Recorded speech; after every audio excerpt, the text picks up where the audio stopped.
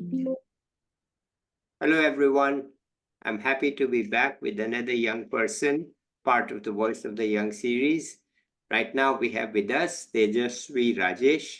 Let's listen to her. Over to you, Tejasvi. Hello, sir. Thank you so much for having me on this platform. I'm very happy to interact with you. Hello, everybody. I would like to give a brief introduction about myself and also talk about the journey that I've undertaken professionally and what I do currently. I'm Tejasvi. I am a qualified lawyer and I hold a master's degree in public policy. Currently, I work with a company called Intellicap. I think my interest towards law started off when I was in high school.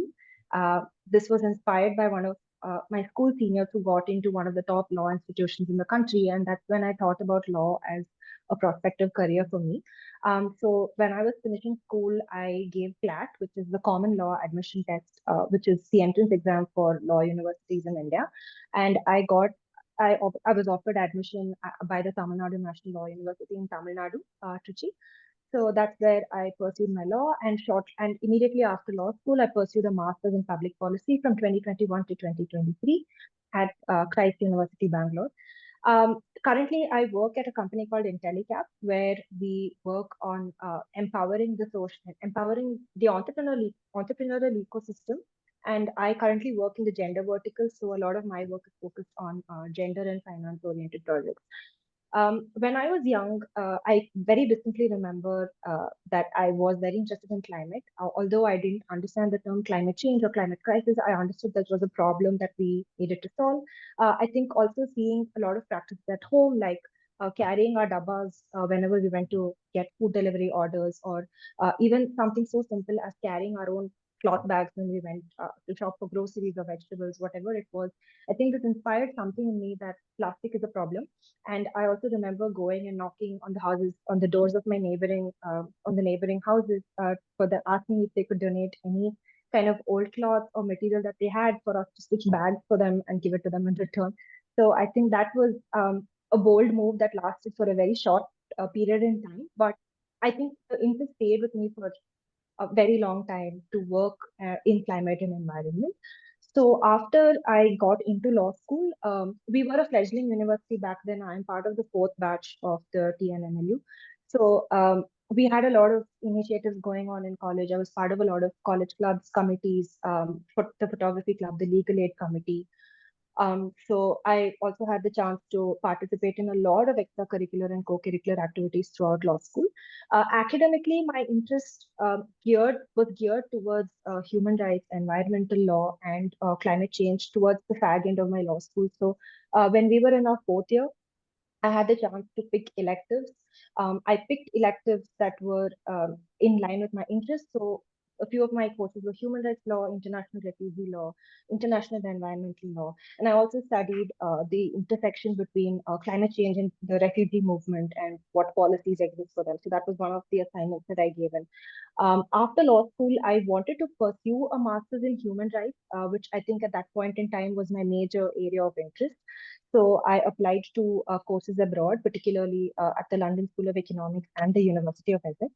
Although I was accepted into the University of Essex, it was the COVID era, and the uncertainty of whether campus would reopen or not made me reconsider my decision. So I stayed back in India, and I felt that throughout my law school internships, I got a sense that this might not be the career pathway that I would want to take up.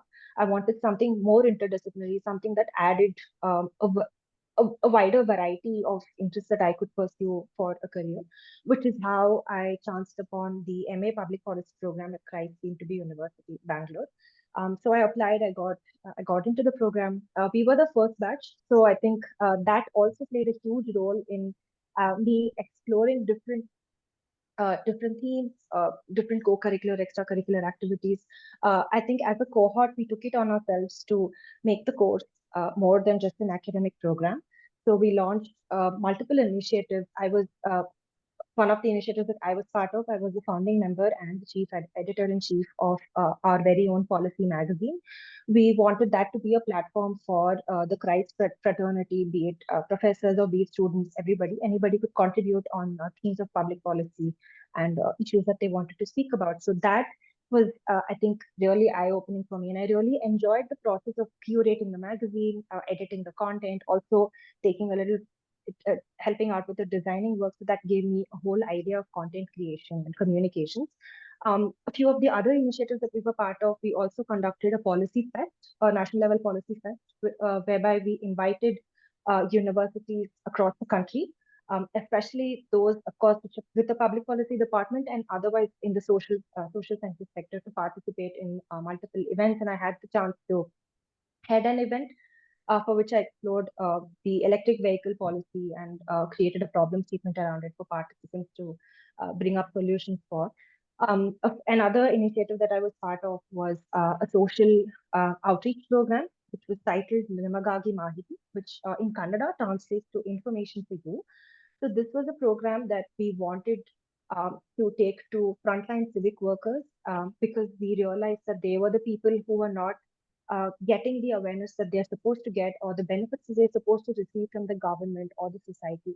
So we wanted to take it out to them, but we had to undertake a trial of it within our own campus. So for the trial, we conducted 6 sessions of awareness on topics like financial awareness, legal awareness, basic mental health awareness, health rights, um, with our own housekeeping staff in the department. And since it was a huge success, we also got permission to host this in external spaces. Like two, we conducted 2 sessions with the BBMP ward workers, which is basically the Bangalore Corporation municipality workers. For my dissertation, again, I was very interested in climate change back then. So for my dissertation, I explored the feasibility of a climate visa policy, because I realized that even though we have the refugee convention, even though we have these treaties that speak about refugee rights, we do not have something that specifically talks about climate refugees. And with the looming climate crisis, it becomes a huge gap in the entire industry and also in the entire society for us to be able to combat such an issue, which probably is going to take place much sooner than we know. So that was a topic that I wanted to explore. After my time at Christ, again, I realized my interest towards gender, climate, and human rights have all been very academic. So even though I rejected moving into such a space for work, I realized that there were multiple aspects of looking at these themes, looking at these topics only after I started working. Mm. So right now, I work at a company called IntelliCap. It is the advisory arm of the Avishkar Group, which is one of India's leading impact investors. And IntelliCap is the business research and consulting wing of this entire entity. So, our main focus at IntelliCap is enabling the entrepreneurial ecosystem on pillars like energy, sustainability, climate, ESG, gender, of course, agriculture, health, and wash. So I work in the gender team. I've been working at IntelliCap for a year, and this is my first professional stint. So through IntelliCap, I've had the chance to work on multiple projects, basically that involve gender and finance. Mm. Finance again was a topic that I was very averse to as an adolescent, as a teen, even in college. I was advised rather to take up the BCom LLB stream, but I was so against numbers and finance that I ended up taking the BA LLB stream. But here I am. I think life comes a full circle. I am working in the financial sector right now. I've understood private equity. I've understood private capital in a very different lens. And Mm. I think, even throughout my postgraduate degree, there was a lot that was going on in the climate space, but I didn't want to work on it simply because I thought it would be too academic with too much research. And Okay. it's only now that I've understood that there's so much hands-on work that's going on in such spaces. So I've had the chance to look at finance through a very, very different lens. As I mentioned, gender and finance is a topic that has pushed me into the depths of understanding the private equity space, also to apply gender as a theme across sectors like agriculture, textiles, fisheries, tourism. So there's so much research that's going on in all of these spaces. And it's been enriching, it's been very exciting, very interesting. What I would like to do from here is, of course, I would like to delve deeper into the sustainable finance space, because I've come to understand that this is an industry that's not going to go that's not going to fade away because every enterprise needs money, every enterprise needs capital.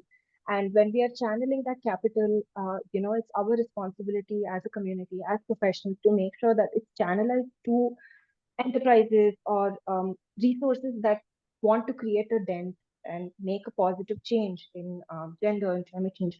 So, achieving the sustainable development goals, I recently read somewhere that there is a huge financing gap, I think to the tune of $6.8 trillion, and this is going to be met only through the private financing sector.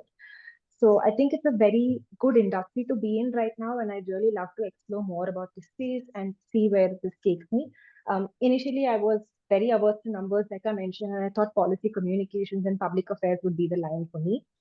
But as with every phase in life, every stage in life, you realize that there is something better, there is something that interests you more. Right now, I think this is sustainable finance for me, and I'd love to explore the sector more. As far as studying is concerned, I am willing to do another degree. Initially, it used to be MSc Human Rights. Now, I've looked more into sustainability-oriented courses, particularly MBAs in sustainability, because they also give you a professional leverage and they help you understand the sector from multiple angles, in finance being one among them, Mm. the legal and policy angle, the human rights angle, the ESG angle. So I think it would be a good package for me to take up and something that would help me contribute better in whichever role, in whichever sector that I work in. So I think I am very keen to see where this goes. Of course, as an early career professional, there is so much to explore. But I think I hope to put my knowledge to good use. Okay, wonderful. I think you've already answered the basic questions that I often ask. One, what are the tips for young people? You've answered that by your own experience. That look, be clear about what you want. Even if you have to reverse your decision, do it. Today in India, there are many opportunities as compared to 15, 20, 50 years Yes, ago. There are opportunities. So find your fit, and you are still finding your of fit. course. Okay, so Yeah, I think it's okay to have a shift and change your ideas, change your perspectives, and I think that's the only way we grow, yeah, especially as youngsters. yeah, When we're stepping out into the world, there is so much we don't know. uh, I think if I may give another point, sure. something that I realized very late through my journey is speaking to people is one of the best ways to learn. I Yeah. used to be very underconfident, an introvert, very shy to speak to people. But when I was looking for jobs, this was the only thing that helped networking. And in fact, even being so bold as to going in person and meeting them, because you have to put a face behind the screen. They have to know you. They have to see Hmm. you. So I think I started off very slow. I myself am learning a lot in this process. I wouldn't say I'm an expert, but I think nothing you can't expect another person to give you the answer in the exact answer that you're looking for, and it's a process of networking, learning, unlearning, and then moving forward. If you take two steps back, you take three steps forward. I think Okay, that's what wonderful, I'd like to believe.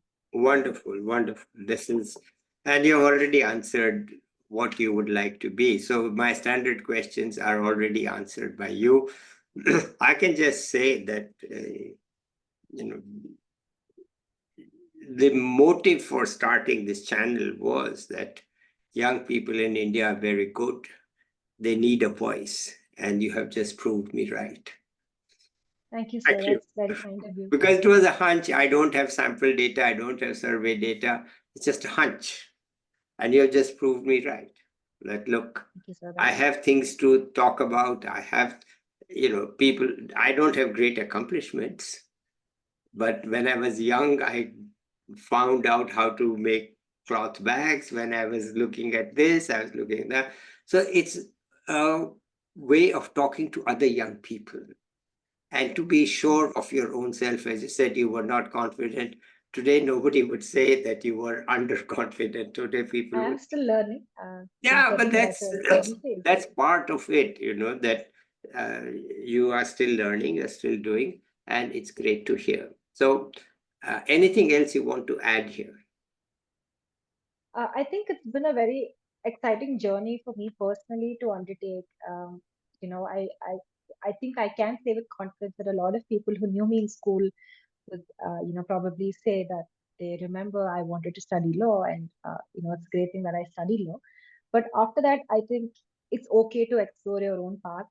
mm, It's okay to deviate a bit. It's okay to mm, take your time to think. mm, Of course, I know I have been able to afford that also, afford the time to think, afford the time to switch lines and move ahead. For everyone, it may not be the same, and there may be multiple circumstances, but mm. I believe that at every stage you will get the answer that you're looking for in some form or the other. So don't get disheartened by one rejection or one defeat. Okay, all right, that's wonderful. And thank you so much for being here and being so clear, even though your path was not linear, but the non-linearity comes through clearly, the zig and the zag comes through that, if not everybody has a straight linear path. In fact, most people I talk to in nowadays don't have linear paths. Some do. I got a BA in econ, I went to DSE, I went to this, and now I'm in the corporate world. Fine. There are some people who, but others are going like this and that. And that's great. All right. Well, let's end it here today. I'll be back with another young person or an expert soon. Bye till then. Bye, everybody. Thank you so much.